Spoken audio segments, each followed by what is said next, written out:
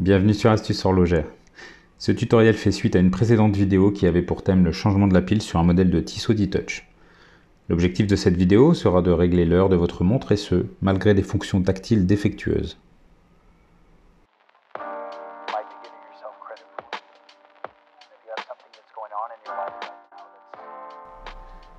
Comme vous pouvez le constater, le tactile ne répond plus ainsi que le poussoir central qui active cette fonction. Seuls les poussoirs supérieurs et inférieurs sont fonctionnels et permettent de régler l'heure, mais ne peuvent pas synchroniser les aiguilles avec la partie digitale. Le fait que la fonction tactile soit défectueuse ne vous permettra pas de régler la date, les unités de mesure et le réglage de certaines fonctions. Pour synchroniser l'heure et retarder le coût d'une révision, procédez de cette manière. Ouvrez votre montre, prenez votre clé pour ouvrir les fonds de boîte, dévissez la bague autour du mécanisme et retirez-la. Puis, sortez ce dernier délicatement et protégez-le de la poussière.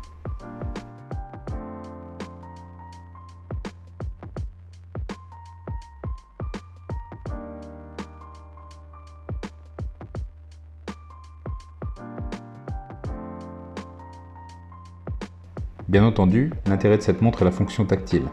Malheureusement, le choc subi sur celle-ci a endommagé cette fonction. Pour retrouver une montre en parfait état, la révision complète est inévitable. Je vous invite à vous rapprocher de votre dépositaire Tissot qui se chargera d'envoyer votre montre au service après-vente.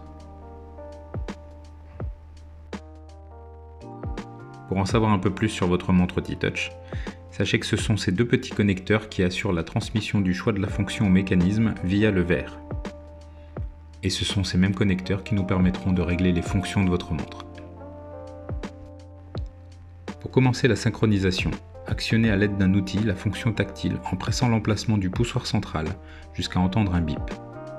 Puis, appuyez délicatement sur les connecteurs pour obtenir sur l'écran digital l'inscription 24HCM qui correspond au format horaire et à l'unité de mesure. Ensuite, pressez plus longuement le poussoir central pour pouvoir accéder à la fonction synchro. Cette marche à suivre est la même que sur un modèle en bon état.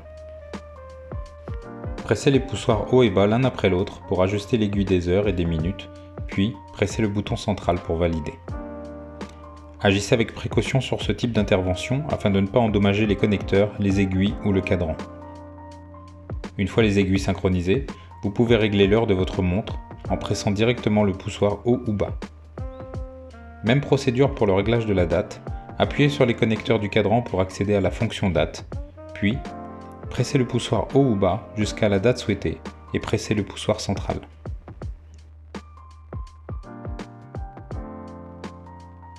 En vérifiant le fonctionnement, on s'aperçoit que toutes les fonctions sont opérationnelles. L'altimètre, l'alarme, la température, la météo, qui exprime la pression atmosphérique en hectopascal. Au final, cette montre est fonctionnelle et le problème semble venir du verre.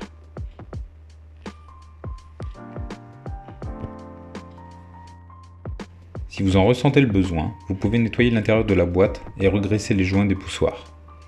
Attention lors du dévissage de ces derniers car le ressort peut faire partir au loin votre poussoir, donc maintenez-le lors du dévissage. Une fois la boîte et les poussoirs nettoyés et regraissés, revissez délicatement chacun d'entre eux et testez-les. Une fois ces actions réalisées, il est temps de réemboîter l'ensemble. Vérifiez qu'il n'y a pas de poussière sous le verre et sur le cadran avant de refermer la montre. Enclenchez le mécanisme de biais afin que les connecteurs entrent en contact avec les poussoirs et appuyez.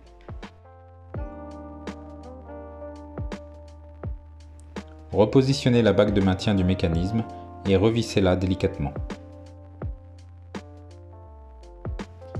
Refermez votre fond de boîte à la main ou avec une potence pour fond clippé.